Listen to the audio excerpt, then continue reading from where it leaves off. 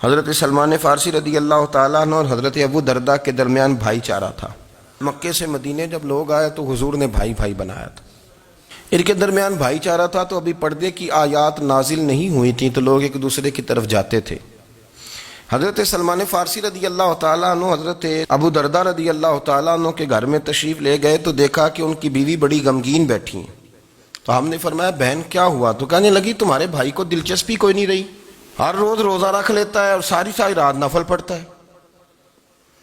حضرت سلمان فارسی کہنے لگے ٹھیک ہے کر لیتے ہیں بندوبست۔ نماز دین ہے کہ نہیں؟ دین ہے نا یہ چیزیں۔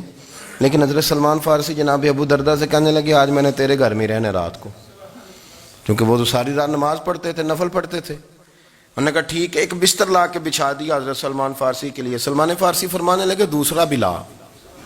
کہا وہ کیا کرنا ہے؟ فرمانے لگے تو نے بھی سونا ہے، میں نے بھی سونا ہے، تو نے بھی سونا ہے، عشاء پڑھیں گے اور پھر دونوں سوئیں گے۔ کہا میں نے تو نماز پڑھنی ہے۔ فرمایا تہجد کے وقت اٹھ کے پڑھیں گے، اللہ کے رسول بھی رات آخری حصے میں جا کے نماز پڑھتے ہیں۔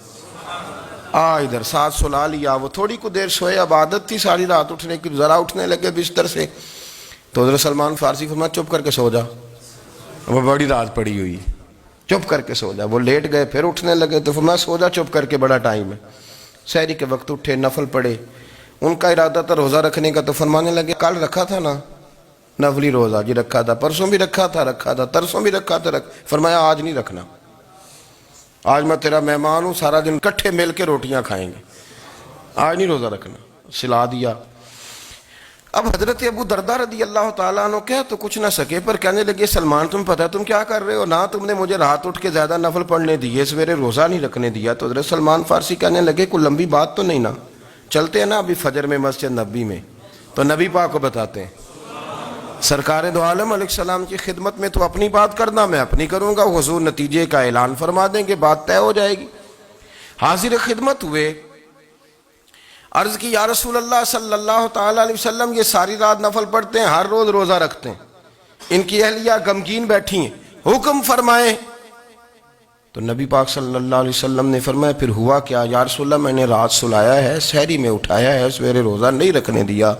نبی پاک نے فرمایا سلمان فارسی نے ٹھیک کیا، سلمان فارسی نے ٹھیک کیا۔ پھر حضور نے فرمایا، نبی کریم نے فرمایا ابو دردہ تیرے اوپر اگر اللہ کا حق ہے، اس کے رسول کا حق ہے، دین کا حق ہے، تو فرمایا تیری آنکھ کا بھی تیرے اوپر حق ہے، تیرے وجود کا بھی تیرے اوپر حق ہے۔ یہ حضور نے فرمایا تیرے بچوں کا بھی تیرے اوپر حق ہے، تیری بیوی کا بھی تیرے اوپر حق۔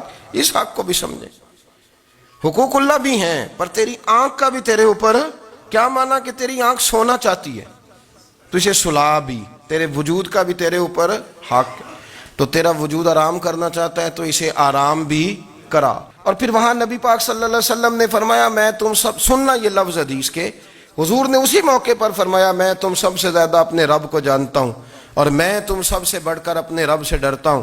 حضور فرمانے لگے میں روزہ بھی رکھتا ہوں، افطار بھی کرتا ہوں، یعنی کبھی رکھتا ہوں اور کبھی نہیں رکھتا۔